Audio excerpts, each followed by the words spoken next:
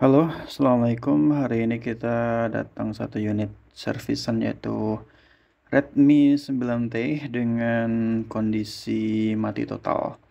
Ini saya coba tekan tombol power, HP-nya tidak menyala sama sekali.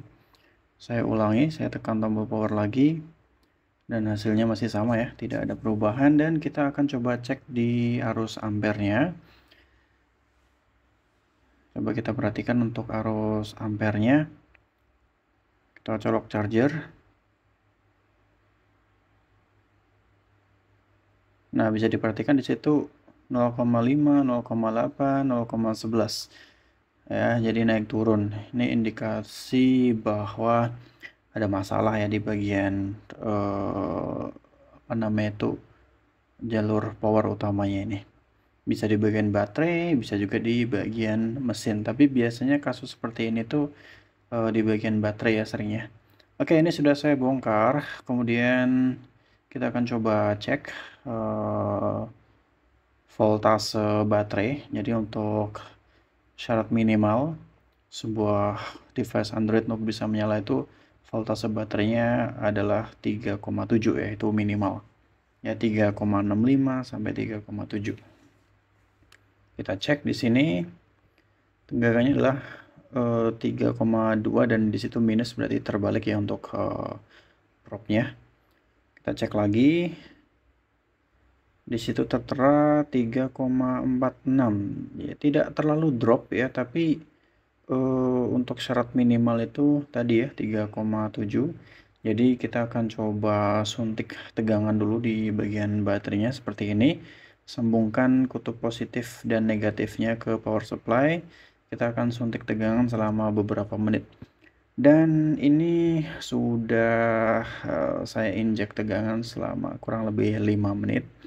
Dan kita akan coba cek lagi untuk voltase baterainya. Apakah dia sudah memenuhi syarat 3,7. Kita cek.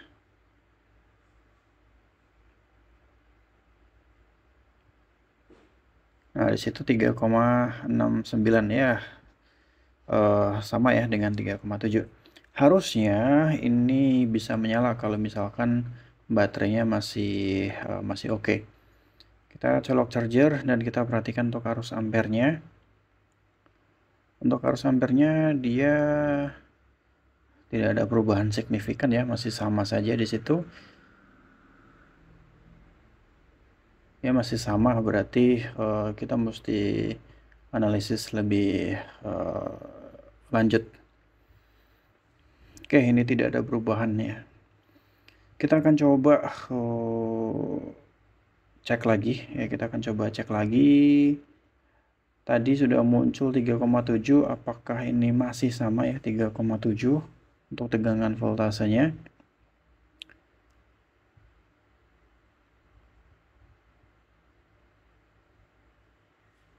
Nah, untuk tegangan masih sama ya, tidak ada perubahan ya, masih sama. Seharusnya ini kalau baterainya oke, mestinya bisa hidup.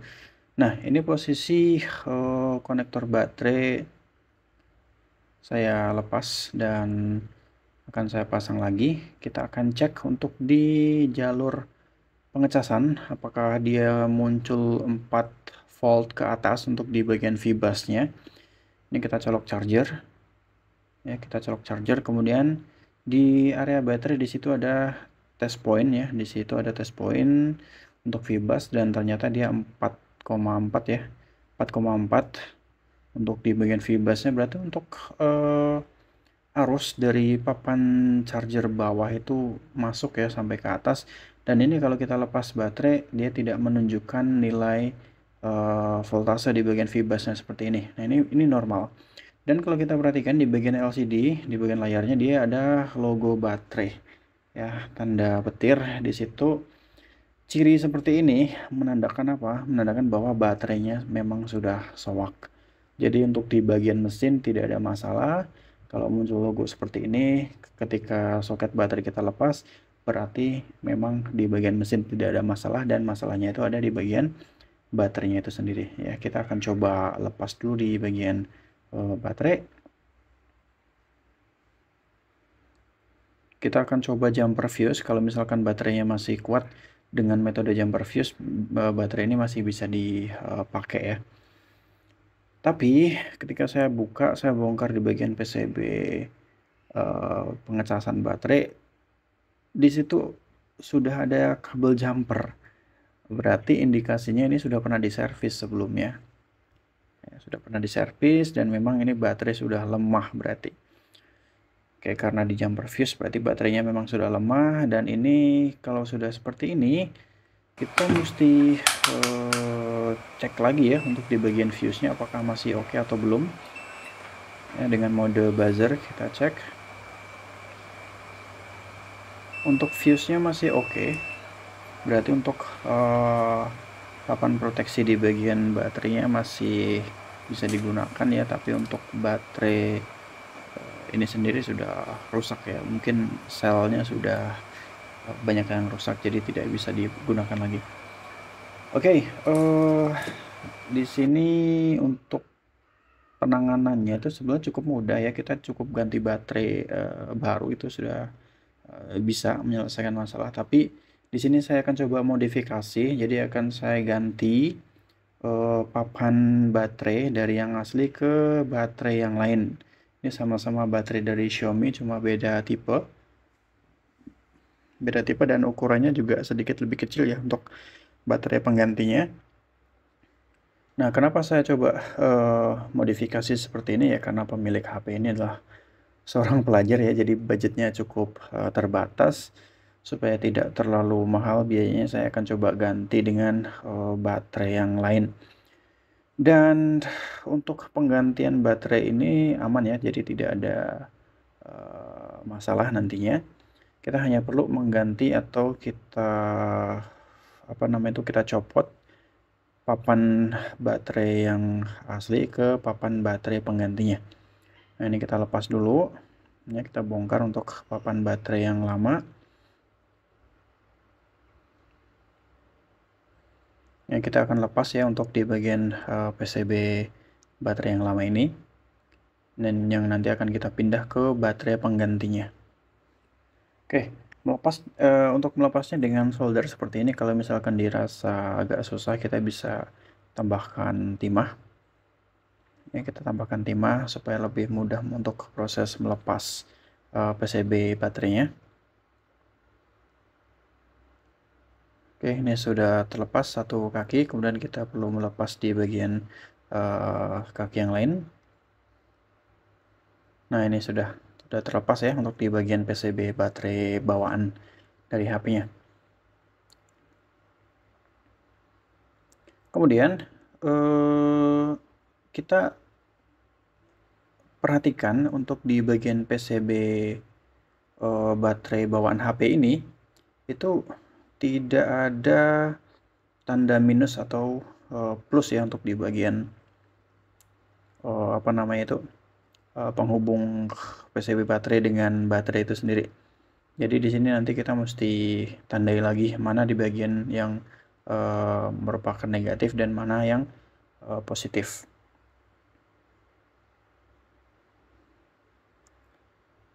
Nah, caranya adalah dengan menggunakan avometer.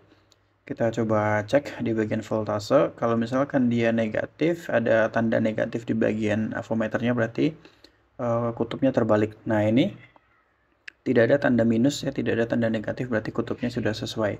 Untuk di bagian sebelah kiri itu merupakan kutub positif ya. Nah, ini kalau kita balik, dia ada negatifnya, berarti untuk di bagian sebelah kanan itu yang negatif. Untuk yang di bagian sebelah kiri, kaki sebelah kiri itu merupakan positif. Kita tandai saja.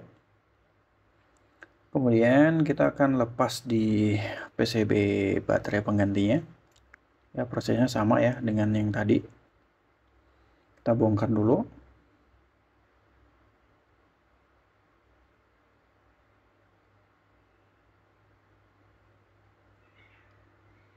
Oke, kalau sudah dibongkar, kita akan lepas dengan solder juga. Jadi metodenya atau caranya itu sama. Kita tambahkan timah supaya bisa mempermudah proses melepas PCB baterainya.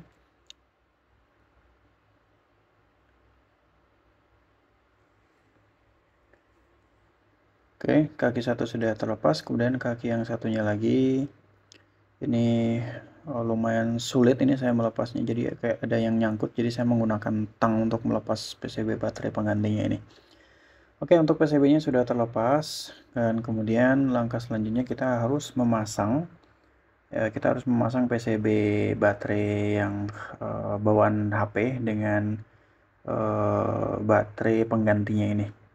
Oke, kita rapikan dulu kaki-kakinya seperti ini tadi, kemudian akan kita pasang. Dan kita cocokkan juga untuk kutub positif dan negatifnya jangan sampai terbalik, karena kalau nanti terbalik fatal ya, jadi mesin HP-nya itu nanti bisa konslet. Kita tandai dulu untuk di bagian positif itu ada di sebelah kanan, ada di sebelah kanan.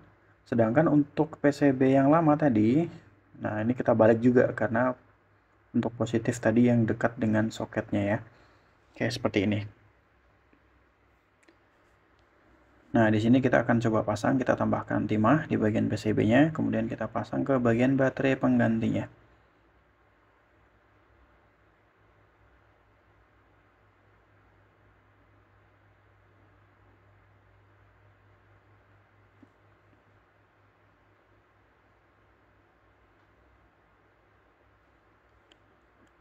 Oke, ini sudah terpasang.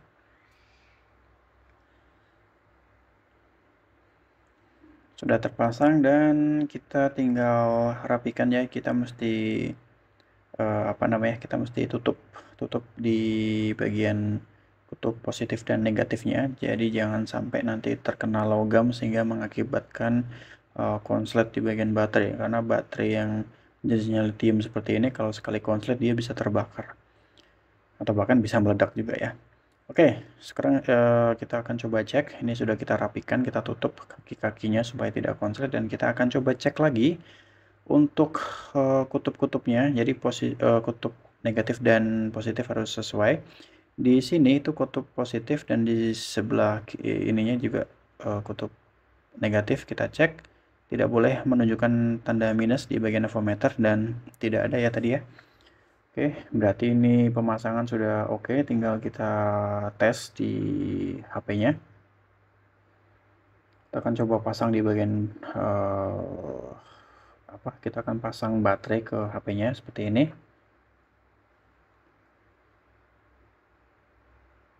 Dan modifikasi seperti ini cukup aman ya, jadi tidak ada efek sampingnya sama sekali. Hanya saja untuk baterai penggantinya karena memang dia lebih kecil, jadi kapasitasnya juga lebih kecil ya, tidak sebesar baterai bawaan.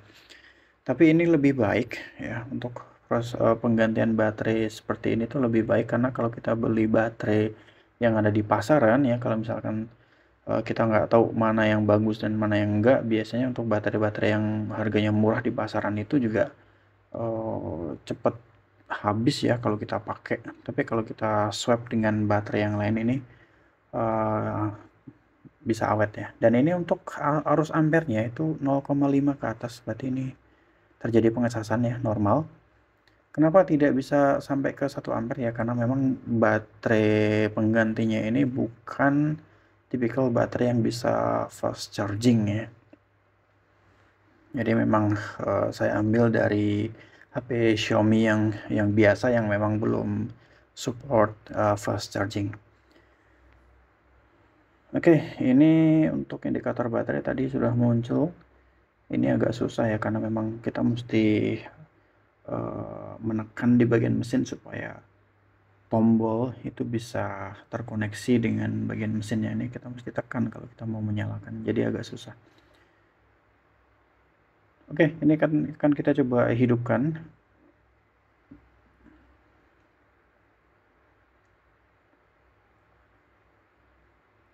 Oke, sudah menyala logo Redmi. Kita tunggu sampai muncul ke menu. Oke, sudah sampai ke bagian menu ya.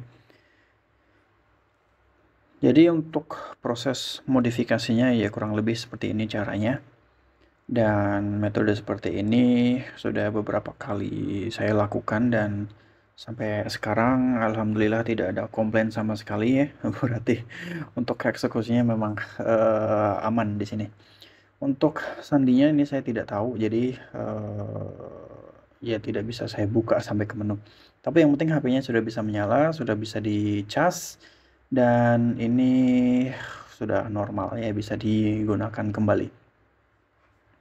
Dan kalau kita lihat untuk baterai bawaan HP-nya itu yang asli ini tidak kembung, ya tidak kembung dan terlihat normal, tapi sebetulnya ini rusak ya.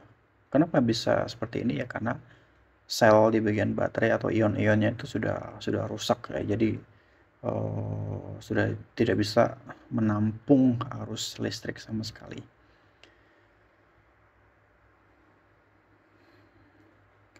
Oke, untuk baterai ini sendiri adalah kapasitasnya itu 6000 mAh ya. Sedangkan baterai pengganti yang tadi saya gunakan itu adalah sekitar 4500 ya kalau nggak salah ya, sekitar 4500. Jadi memang di bawah kapasitas dari baterai bawaannya. Tapi tidak masalah, yang penting ini sudah bisa digunakan kembali. Dan untuk di video kali ini mungkin itu yang bisa saya bagikan ya. Jadi buat teman-teman yang sudah menonton, terima kasih sudah menonton dan semoga video saya ini bisa bermanfaat. Kita akan bertemu di video yang akan datang dan sekarang PR-nya adalah tinggal kita rakit seperti sedia kala. Dan tidak akan saya rekam ya supaya tidak terlalu lama durasinya. Oke, terima kasih sudah menonton. Semoga bermanfaat. Kita akan bertemu di video yang akan datang. Akhir kata, Assalamualaikum warahmatullahi wabarakatuh.